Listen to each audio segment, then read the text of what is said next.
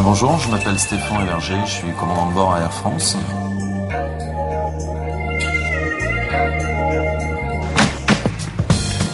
La première mission du commandant de bord est de transporter des passagers ou du fret en toute sécurité et en toute sûreté. Et on doit accomplir cette mission en appliquant toutes les réglementations internationales, nationales, ainsi que toutes les consignes Air France.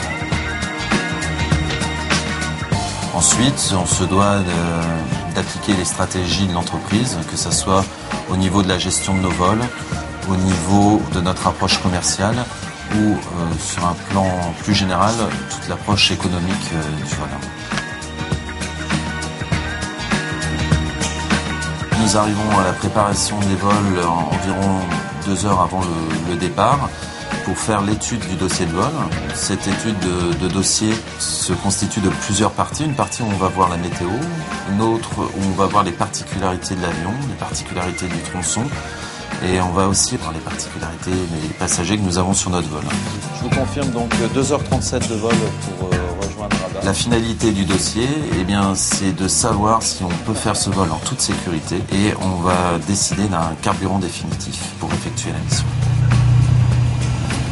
Personnellement, j'ai fait l'ENAC, l'École nationale de l'aviation civile, que j'ai intégré après un bac scientifique et une classe préparatoire.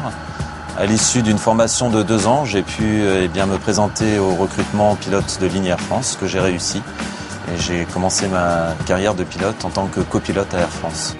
Pour accéder au métier de pilote de ligne, il y a cette formation ENAC qui existe, mais il y a d'autres formations qui sont proposées notamment par Air France avec une filière pilote cadet qui propose aussi à des jeunes qui n'ont jamais piloté de devenir pilote de ligne un jour à l'issue d'une formation de 28 mois.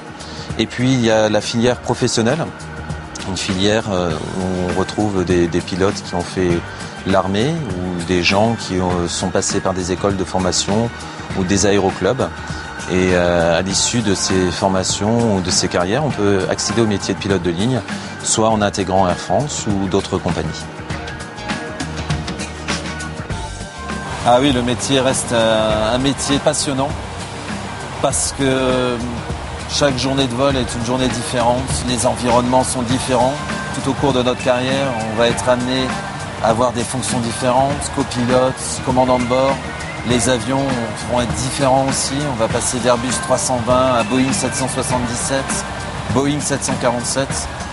C'est un métier qui reste passionnant de A à Z.